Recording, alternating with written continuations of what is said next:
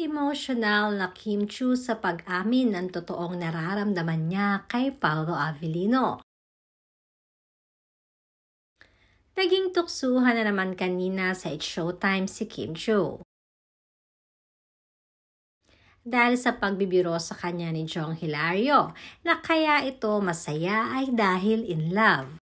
Subalit dinaan na lamang ito ni Kim sa pagtawa at pagbibiro. Matatandaan naman natin na makailang beses na ding na-caught off guard itong si Kim ng ilan sa mga newscaster tungkol sa totoong dahilan ng hiwalayan nila ni Sian Lim.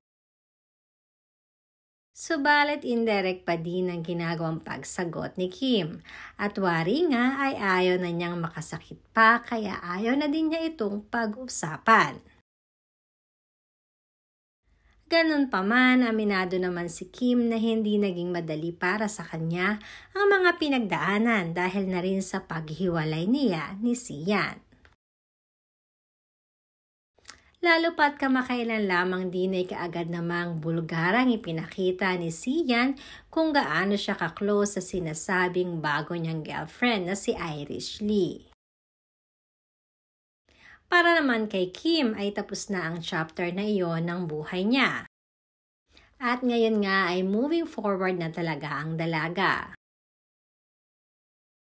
Samantalang amin namang napag-alaman sa naging pahayag ng batikang kolumnista at manager na si OG Diaz, sinabi nito na hangang-hanga siya sa katapangan ni Kim Chu.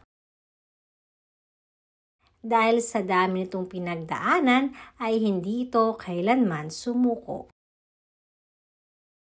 Isa pang kabilib-bilib kay Kim ay kung gaano ito kadedicated sa kanyang trabaho.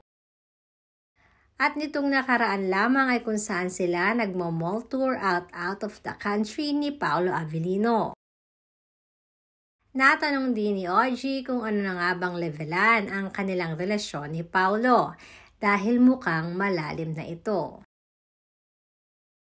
Emotional namang inamin ni Kim na si Paolo ang dahilan ng kanyang pagiging masaya ngayon. Aminado ang dalaga na malaki ang naitulong ni Paolo upang makapag-move on siya. Isa pa ay malaki din ang naitulong ng pag-alis-alis nila at pagiging busy sa trabaho.